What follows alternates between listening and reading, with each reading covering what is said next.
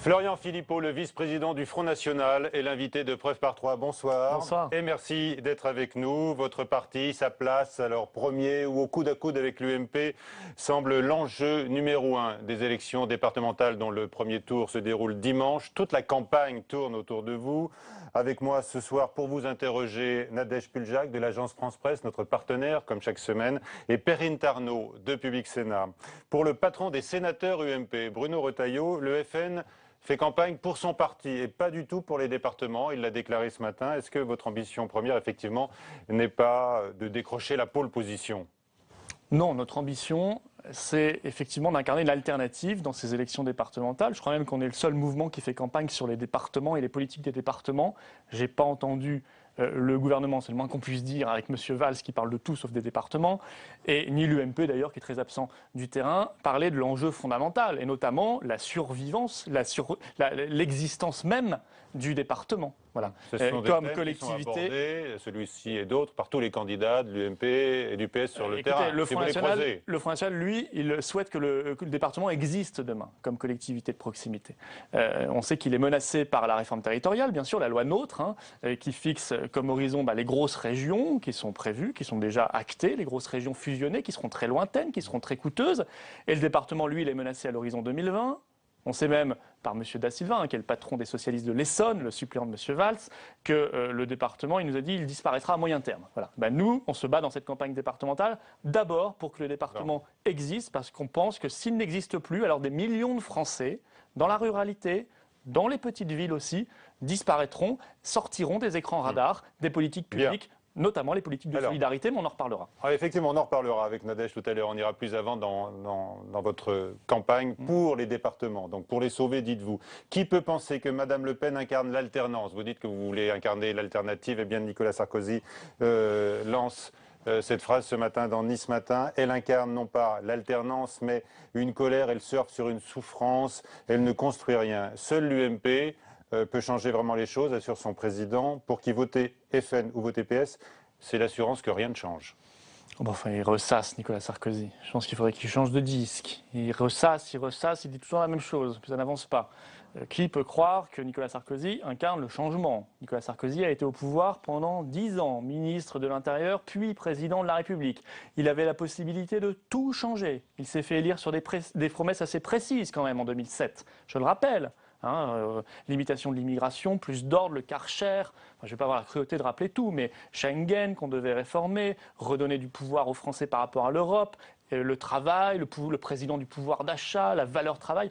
On a vu ce qu'il en a fait. Ça a été une catastrophe absolue. La dette a même explosé de 600 milliards sous son mandat. Il n'a pas réduit l'immigration. Le Karcher s'est transformé en vaporisateur et rien n'a changé. Donc Nicolas Sarkozy me paraît grillé dans la vie politique française. Alors, je pense que ce n'est pas simplement un retour raté. Je pense qu'il est démodé. Véritablement démodé. Alors, et je précise que dans la troisième partie, pour le coup, tout à l'heure avec Perrine, on abordera votre programme national, sur lequel on a beaucoup de questions à vous poser. Il y a un autre angle d'attaque contre vous qui est développé par Manuel Valls, outre l'impasse économique et sociale qu'il a évoqué hier soir dans l'Essonne, c'est la stigmatisation. Et si ce choix du Premier ministre se révèle contre-productif, est-ce que vous allez demander la tête du Premier ministre ?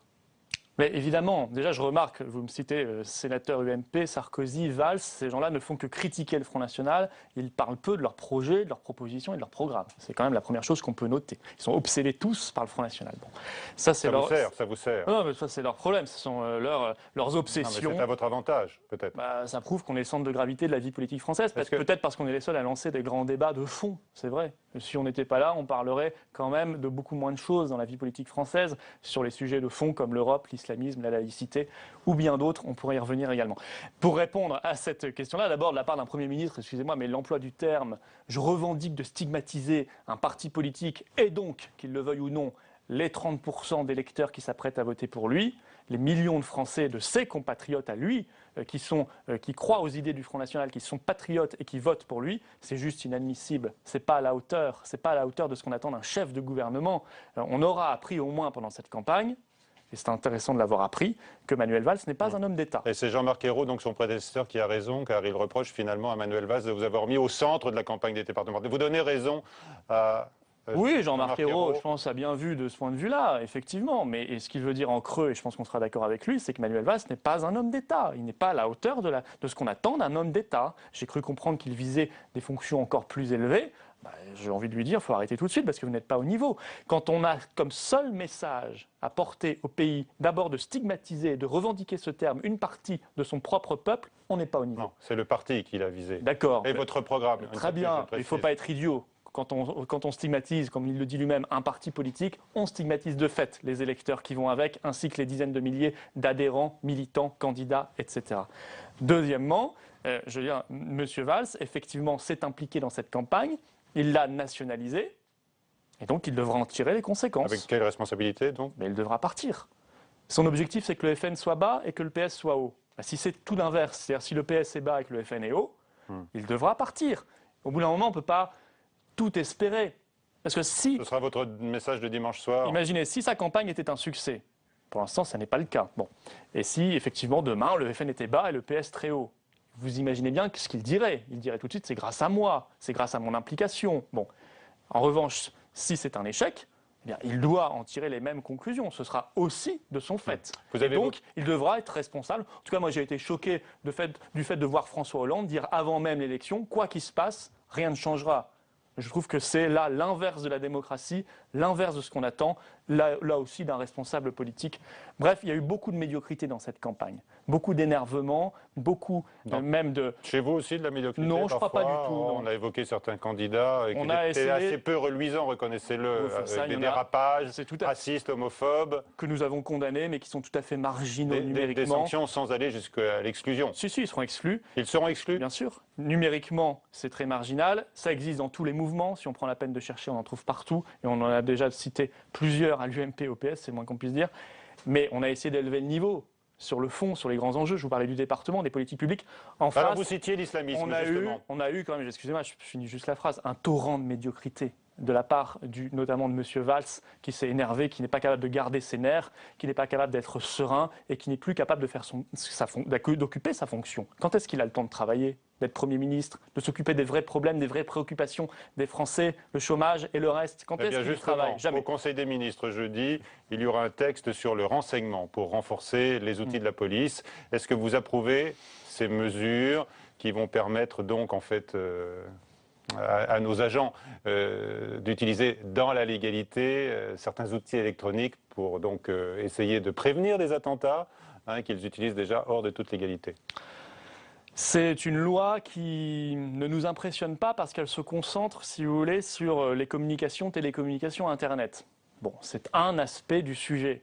J'ai le sentiment que le gouvernement cartonne Internet parce qu'il a la capacité d'agir, parce que techniquement... Non, pas seulement. Là, il s'agit d'aller voir les communications, les SMS, etc., les téléphones. De permettre la géolocalisation des véhicules. Voilà, mais on reste dans ce domaine des communications, télécommunications, parce qu'on a le progrès technique pour le faire, donc on sait faire. À peu près, et encore, puisqu'on a déjà vu que 5 sites ont été retirés pour la première fois, qu'il y a un des 5 qui s'est retrouvé immédiatement sur une page Facebook dans son intégralité. Donc on voit que même techniquement, c'est loin d'être au point.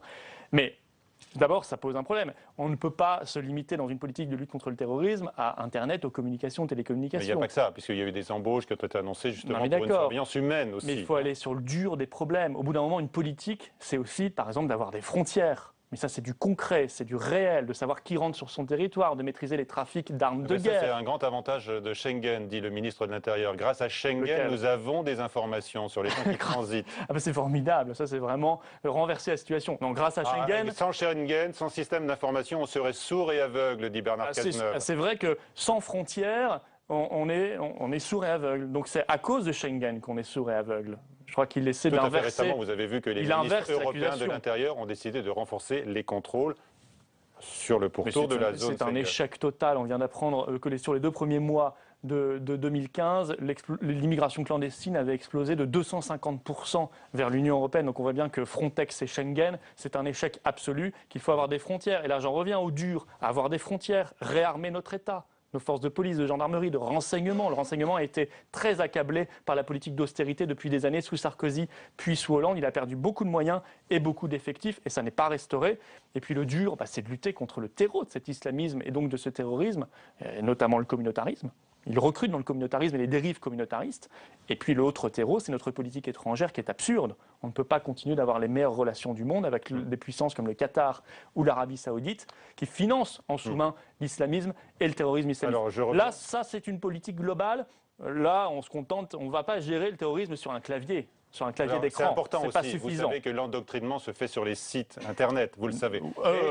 Non, c'est souvent un complément. Mais il y a aussi une mosquée, généralement, qu'on doit surveiller, dont il faut surveiller les prêches. Non, il y a un réseau, il y a des hommes, il y a du réel, il n'y a pas que du virtuel. Les sites Internet, et on voit comment Internet est utilisé aujourd'hui, les réseaux sociaux, par le groupe État islamique. Vous l'avez vu, pour propager ces idées épouvantables. Et le ministre de l'Intérieur, justement, a interdit 5 premiers sites. Et le ministre de l'Intérieur considère que vous n'aimez pas la République, car par vos refus, certains de vos refus sont synonymes d'affaiblissement de la France face au terrorisme. Vous condamnez toujours l'interdiction de certains sites islamistes ? On ne condamne pas l'interdiction de certains sites islamistes. On dit qu'on est attaché aux libertés numériques, qu'il faut même les sacraliser, parce que autant cibler quelques sites, bien sûr ça existait déjà avant, que ça existe demain un peu plus, s'il faut les condamner, tant mieux. La meilleure solution, ce n'est pas de les interdire. Non mais d'accord, mais moi je ne voudrais pas qu'au passage, on en profite pour faire une sorte de Patriot Act, comme on dit, c'est-à-dire une surveillance généralisée, où un jour on commencera par les sites terroristes, puis, quelques années plus tard, on ira sur d'autres sphères. Et ce sera finalement tout ce qui dérange, tout ce qui n'est pas dans la ligne, qui sera plus ou moins muselé, interdit, surveillé. Et ça posera un problème. Donc je veux dire, il faut mettre des garde-fous quand même. Il y en a, vous savez, dans la loi, dans la loi sur le renseignement, par exemple. Haute autorité administrative. Oui. Ça ne me suffit pas. Une haute autorité administrative, soi-disant indépendante, on voit que les hautes autorités en France ne sont jamais totalement indépendantes, il ne faut pas se leurrer, il faut que la justice soit là. On ne peut pas exclure totalement la justice de ce processus. Notamment, j'ai appris qu'on utiliserait davantage une balise d'interception de proximité, comme ils disent, qui peut capter tous vos SMS, vos communications téléphoniques dans des dizaines, voire des centaines de mètres alentour. Là, ça pose un problème. Il faut que ce soit extrêmement surveillé, ce genre d'appareil. Donc vous n'approuvez pas ce texte qui vient au Conseil des ministres jeudi sur le renseignement, vous ne l'approuvez pas, vous ne le voteriez pas. Je l'approuve s'il y a les garde-fous. Il y a des garde-fous juridiques. Et je l'aurais surtout approuvé s'il y avait eu une politique globale, comme je l'ai dit, sur le dur, les frontières, l'immigration et le communautarisme notamment. Alors, le maire UMP de Chalon-sur-Saône a décidé de supprimer le menu de substitution dans les cantines scolaires de sa ville le jour où il y a du porc. Est-ce que vous approuvez cette décision qui est condamnée par la ministre de l'Éducation nationale? Oui, ils passent leur vie à condamner, à invectiver. Enfin, il faudrait qu'ils fassent autre chose, les ministres aussi en France, qui travaillent un petit peu. Notamment dans l'Éducation nationale, elle a beaucoup de travail, Madame Najat Vallaud-Belkacem, si elle veut. Alors là, vous approuvez cela? Non, mais je dis qu'un maire est libre de faire ce qu'il veut, qu'une cantine scolaire n'a pas à s'intéresser à la religion, que son seul critère, j'ai envie de dire, c'est l'accès social. Et le deuxième critère, c'est l'équilibre alimentaire pour les enfants, pour qu'ils mangent correctement au moins un repas par jour à la cantine. Mais là, par exemple, ce jour-là, à Chalon, le petit musulman, il ne pourra pas manger. Non, mais ce n'est pas la cantine scolaire de s'adapter. Voilà, ça peut exister dans certaines villes. Si ça existe et que le maire décide que ça existe, ça existe. Si ça n'existe pas, mais souvent, je veux dire... Alors dites-le franchement, vous approuvez? Mais il fait ce qu'il veut. Oui, j'approuve sa décision, il fait ce qu'il veut. Bon, d'accord. Il fait ce qu'il veut. Je veux dire, au bout d'un moment, mais je ne sais pas quelles sont ses motivations réelles, mais il ne faut pas se leurrer, on n'est plus dans les années 50. La cantine scolaire aujourd'hui, souvent vous avez déjà 2-3 menus. Les cantines se sont modernisées, mais même pas pour des questions religieuses, tout simplement parce que ça permet, on sait que les enfants ont des goûts difficiles, parfois qu'il y a des allergies, etc. Donc des goûts pour tout le monde, et il faut veiller à l'équilibre alimentaire à la cantine. Parce qu'aujourd'hui, menu de substitution. Demain, horaire de substitution dans les piscines, entre hommes et femmes on séparera, ou comme on l'a déjà fait dans certaines villes. Puis jour férié de substitution, comme on l'a voté outre-mer, c'est dans la loi Macron. Où on remplace certains jours fériés traditionnels français par des jours fériés religieux. Et puis, loi de substitution. Voilà, c'est ça l'engrenage du communautarisme. Et moi, je veux pas. Je veux la République, je veux la laïcité et je veux pas le communautarisme. Alors, Nadège Puljac va arriver maintenant. Donc, on va voir quels sont donc vos arguments pour l'élection qui se joue dimanche et la semaine prochaine. On voit cela. Et d'abord, on s'est interrogé sur d'autres motivations, peut-être extra-départementales, de votre parti pour cette élection. C'est l'enquête signée Jérôme Rabier. C'est une image dont le Front National rêve dans de nombreux cantons. Laurent Lopez est pour l'instant l'unique, le seul conseiller général à porter l'étiquette FN. Mais au soir du 29 mars, cela va sans nul doute changer, comme l'espère Marine Le Pen. Nous atteindrons un seuil fracassant. Celui qui permettra la qualification de nombre de nos candidats au second tour. Et nous serons les maîtres de l'élection.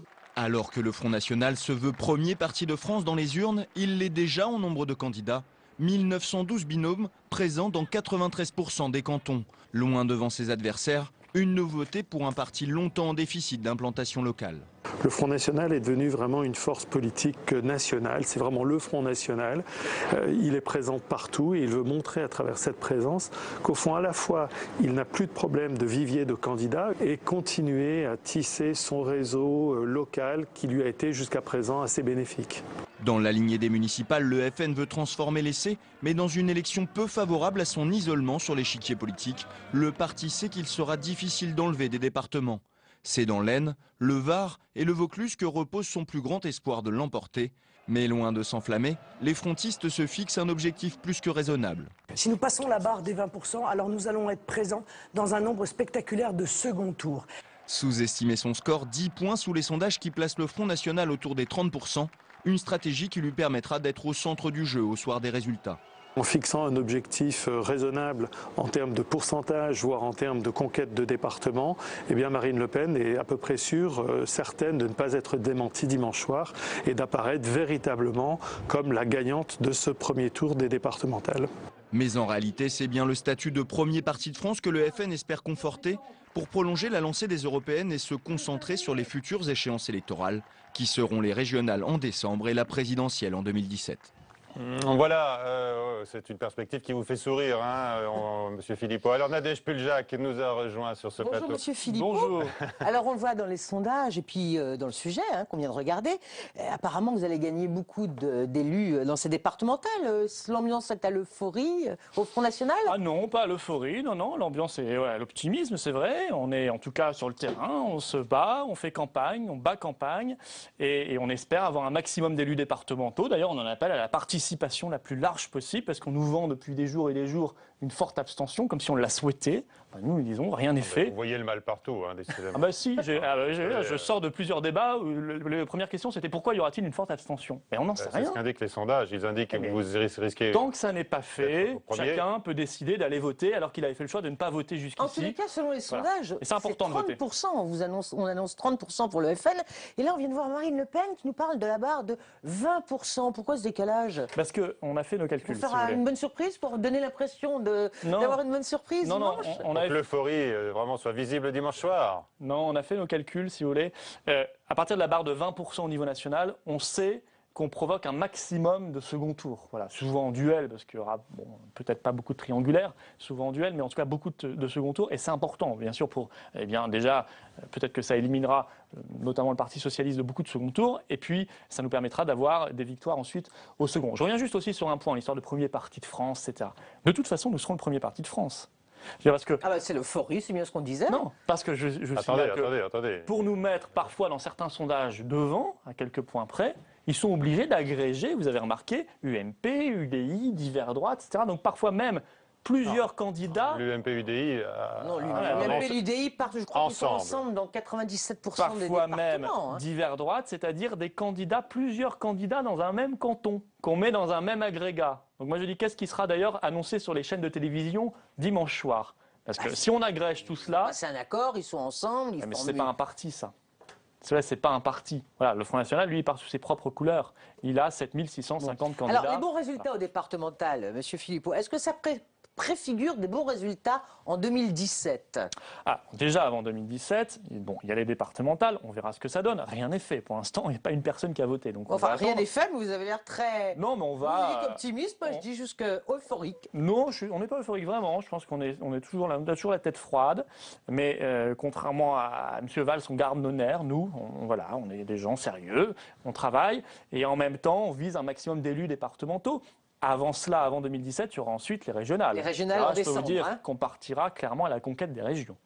Notamment du fait qu'il y a un mode de scrutin qui permet d'envisager plusieurs victoires. Alors, attendez, dans ces grosses nouvelles régions... vous nous dites que vous ne visez pas de département. Non mais c'est ça que je voudrais vous poser comme question, parce que on a bien compris, vous venez de tout de suite passer à l'étape suivante, les régionales, vous espérez remporter des régions. Vous m'avez parlé de 2017, mais avant, il y a les régionales. C'est vrai. Mais moi, je voudrais revenir au départemental. Alors, vous allez avoir beaucoup d'élus, 20%, 30%, on verra bien. Mais ce qu'il faut, c'est gagner, pour avoir vraiment le pouvoir dans les départements, gagner les présidences. des départements. Est-ce que vous allez faire des alliances avec l'UMP? Est-ce que vous pensez pouvoir en faire? Parce que Nicolas Sarkozy a été très ferme sur la question. Celui qui fait une alliance avec vous, il est exclu du parti. Non, mais on ne vise pas d'alliance avec l'UMP ni avec quiconque. Bon, Et comment vous allez faire alors pour les présidences? Ce sont des partis avec lesquels nous ne partageons pas de valeurs ni de projets pour la France. Non, lorsqu'il y aura une majorité relative dans des départements et que le Front aura des élus, eh bien, après le second tour, donc, quand les élus auront été après élus, le 29 par mars, définition. sûr. Voilà. Et ça sera donc le troisième tour. Exactement, voilà. l'élection des présidents et des exécutifs. Le grand départementaux. marchandage. Non, justement, on va éviter, on ne va pas faire du marchandage, nous. Nous, on ira sur le fond du projet. C'est-à-dire qu'on aura une petite charte de 5 ou 6 maximum engagements de fonds sur les compétences départementales. Par exemple, ne pas augmenter les impôts départementaux pendant toute la durée du mandat, comme on le fait dans nos villes. Il y a même plusieurs de nos villes qui les ont déjà baissés. Ben à ce moment-là, il faut qu'ils fassent la même chose dans leur ville. Parce qu'eux, ils augmentent les impôts locaux dans leur ville. Nous, on les baisse. Et comme on l'a fait à Hénin-Beaumont, déjà 15% de baisse de la taxe d'habitation. Ça, c'est du concret. Ensuite, par exemple, développer l'APA pour les personnes âgées, les politiques de solidarité, plus de protection et donc de sécurité dans les collèges, ça relève aussi tout le monde sera d'accord. Et puis un avec point ces très politique, un point très politique, la survie du département. Par rapport à l'engagement à se battre pour la survie du département comme collectivité de proximité. Tout à l'heure, parce que par rapport aux grosses régions. En 2020. Voilà. Mais alors, attendez. Et on proposera cette charte. Et si il y a des élus pour faire une majorité avec nous, on proposera à tout le monde. Eh ben, tant mieux, ça permettra d'améliorer. Non, ça permettra d'améliorer le quotidien des habitants et des Français, tant mieux, dans un département. S'ils ne veulent pas, ils feront leur tambouille UMPS comme d'habitude, ensemble. Mais ils prendront leurs responsabilités devant les Français, devant les électeurs. Nous, on aura proposé un mieux, en tout cas, pour la vie quotidienne. Enfin, on constate quand même que vous dites que vous ne voulez pas augmenter les impôts, mais en même temps, vous allez améliorer la situation pour les personnes âgées, pour les jeunes, enfin, vous avez un programme. Renforcer les services publics de proximité. Voilà. Ouais. Comment vous allez faire? Vous allez trouver de l'argent où? Parce que vous oubliez un point de notre projet qui s'appelle la lutte contre les gabegies et faire des économies. Ça ne suffira pas attendez, pour financer tout ce que vous annoncez. Et notamment le renforcement des aides sociales. Vous avez vu que la Cour des comptes a montré que 80% des dépenses de fonctionnement des départements, 80%, ce sont les aides sociales que vous voulez renforcer. Non, mais on veut notamment aider les familles face à la dépendance. Développer l'aide à domicile, par exemple, la domotique, les méthodes, le fonctionnement moderne. Uniquement sur des économies. Eh bien, il faudra peut-être augmenter les impôts. Non, dans nos villes, on a démontré qu'on pouvait faire cela sans augmenter les impôts. Je veux dire, des économies, il y en a quand même pas mal. Moi, je pense qu'aujourd'hui, il y a des postes superflus. En période de crise et d'austérité, par exemple, la communication. Je ne suis pas sûr qu'on ait besoin d'un budget de communication dans un département aujourd'hui. Par exemple, les effectifs. C'est pas rien comme dépense, les effectifs. Ça a explosé avec la décentralisation, mais pas seulement. On a des fonctionnaires territoriaux. Par les départs en retraite, on peut mieux gérer les effectifs et arrêter la croissance des effectifs. Ça, c'est sur la durée. C'est sur la durée. Ça va assez vite, parce que là, ça va assez vite. On est quand même dans une période de papy-boom.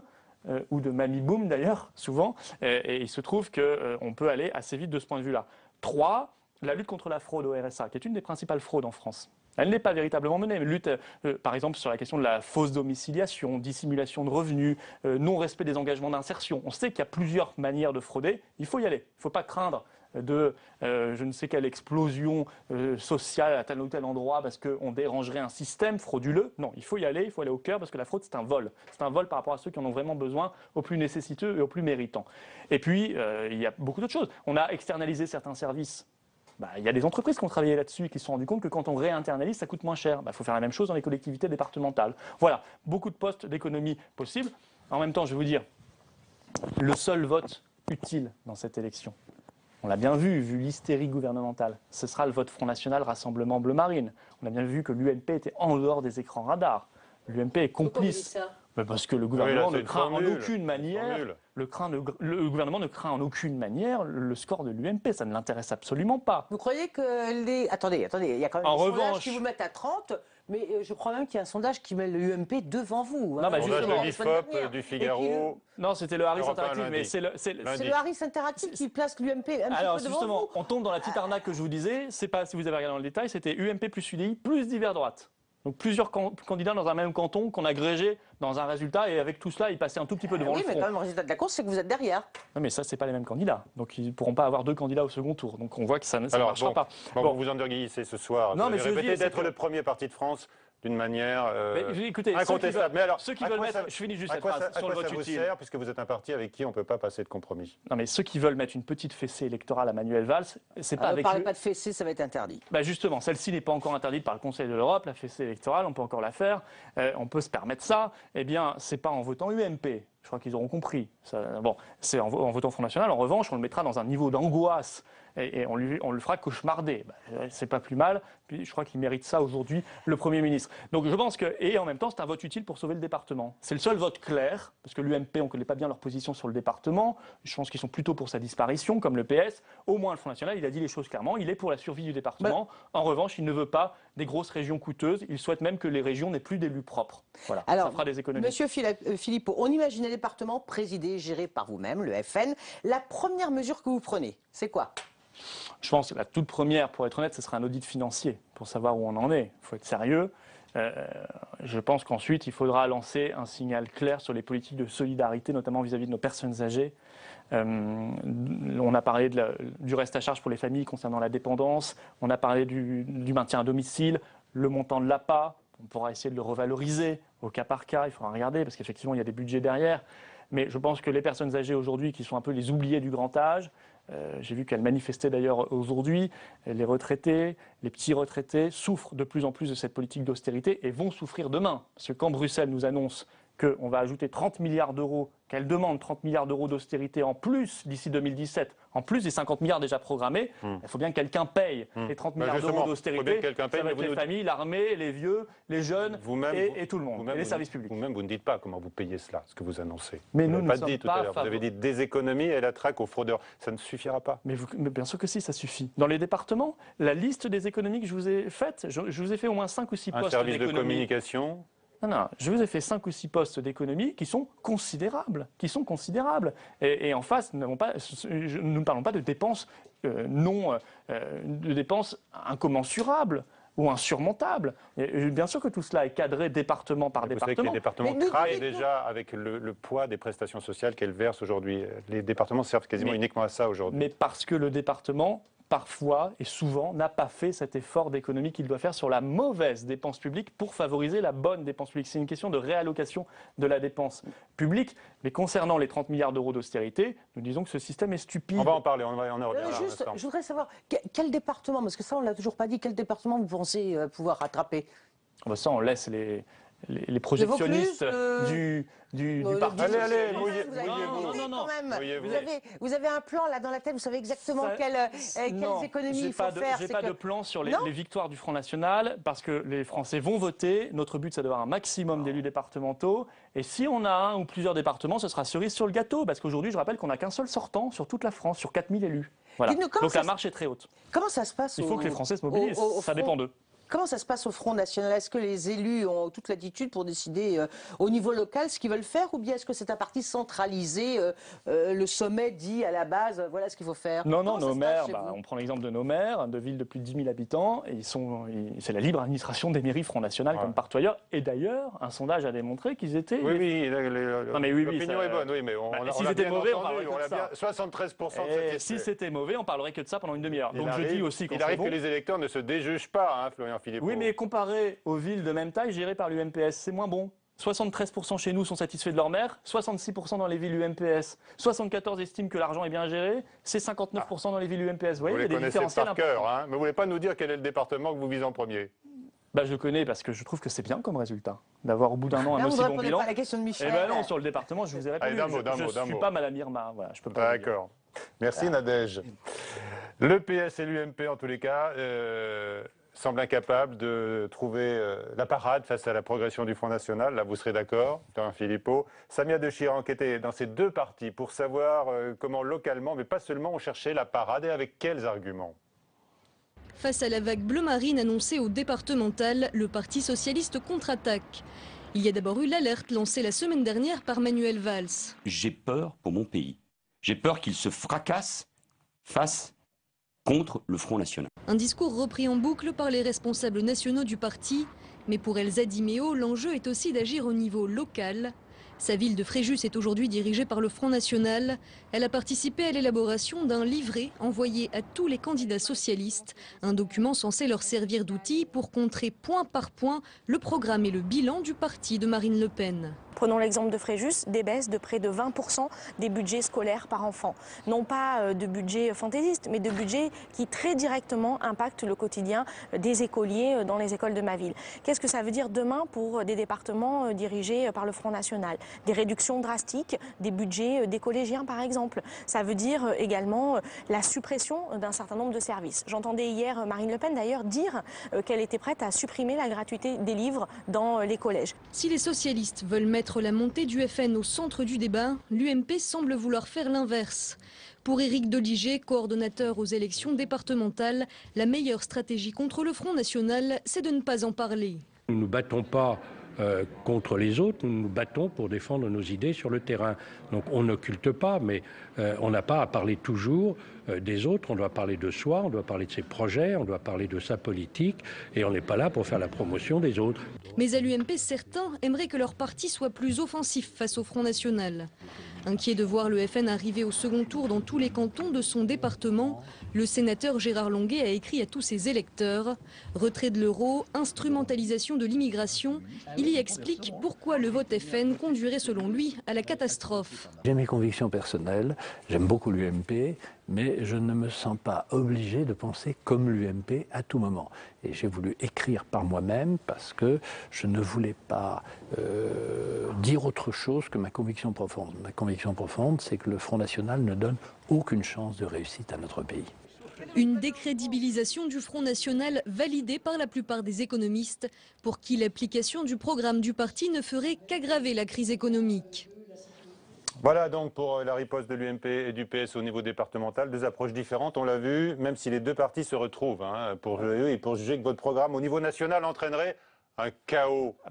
J'ai pas vu deux approches différentes, j'ai vu exactement la même approche, incapable de parler de la France, ils parlent tous du Front National. Je rappelle que Mme Diméo du Parti Socialiste, plus elle s'implante à Fréjus, qui donne des leçons à David Rachin qui lui a été élu, puis ensuite élu sénateur, plus elle s'implante à Fréjus, plus son score s'effondre. Donc ce qui prouve qu'elle n'arrive pas à convaincre les électeurs. Bon, en tous les cas, Perrine. Quant aux économistes, beaucoup sont parfaitement d'accord avec nous, notamment sur le protectionnisme et la fin de l'euro. Perrine. Ils sont quand même assez partagés, les économistes. Oui, il y a un débat. Ouais, voilà. Au moment où la France, Florian Philippot, retrouve de l'attractivité, est-ce que vous souhaitez toujours sortir de l'euro?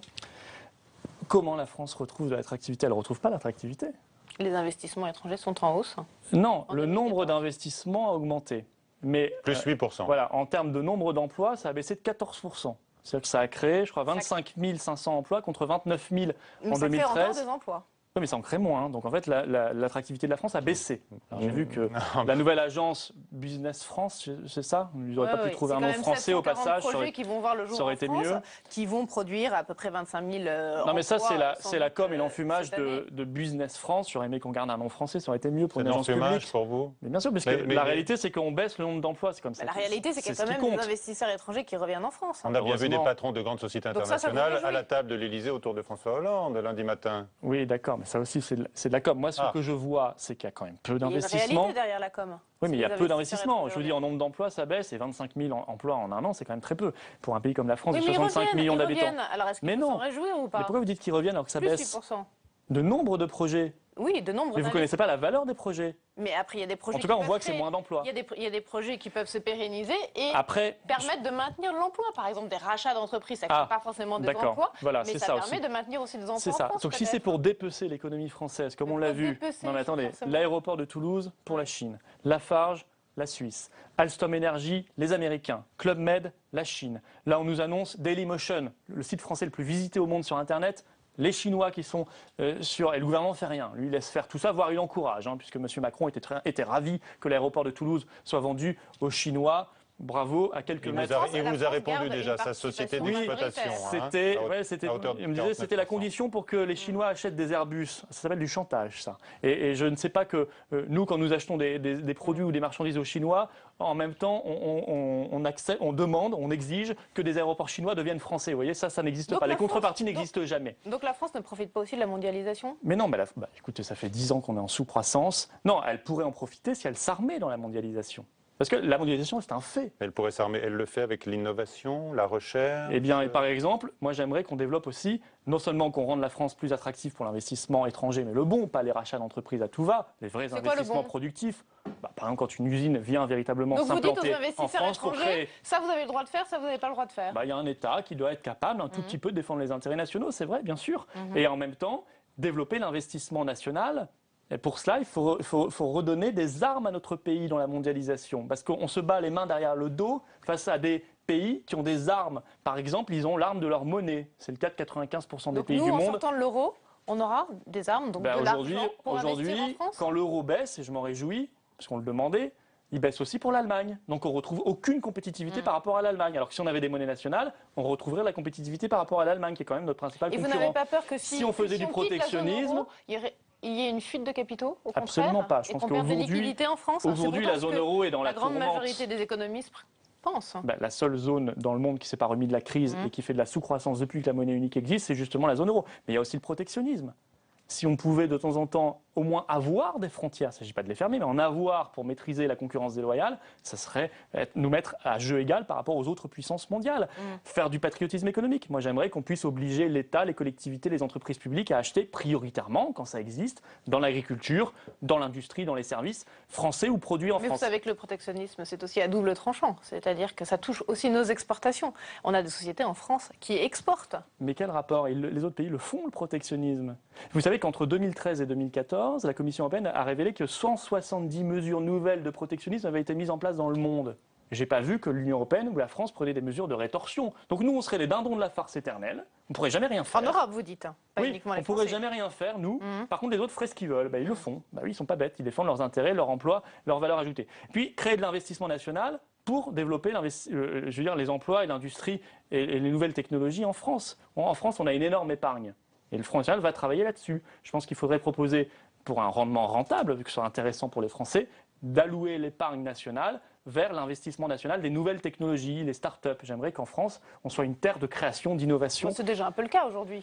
Pas assez. C'est assez salué dans le monde, notamment aux États-Unis, où la filière des nouvelles technologies est assez en pointe. Et on salue beaucoup également l'émergence en France des nouvelles technologies. Parce qu'on a des jeunes formidables, qu'on a encore des bonnes écoles et des bonnes universités. Ils sont déjà assez aidés par les pouvoirs publics. Je crois que la France est un pays de cocagne. Mais on a assez aidés. Oui, mais non, ils ne disent pas tout ça. Ils disent pas tout ça. Mais c'est aussi une question d'environnement, effectivement. Mais on a quand même loupé le train des nouvelles technologies. On est très peu présent dans de grands secteurs de l'avenir, quelques-uns mis à part. Je ne veux pas dénigrer ce qui se fait. On a de bons chercheurs et de bons ingénieurs et de bons ouvriers. On a loupé quoi ? Par exemple, on n'est pas très présent dans le domaine de l'informatique, globalement, des logiciels. On n'est pas très présent là-dessus. Et on n'est pas très présent, on est de moins en moins présent, et je ne voudrais pas qu'on le soit totalement demain, dans la valorisation de l'espace maritime, alors qu'on a le deuxième espace maritime du monde. Voilà, là, on devrait être très en pointe. On a quand même le deuxième espace maritime, 11 millions de kilomètres carrés derrière les États-Unis. Ça, c'est un secteur où on devrait investir massivement pour l'avenir. L'Union européenne, la zone euro, ça peut permettre aussi de bénéficier du plan d'investissement Juncker. 315 milliards d'euros.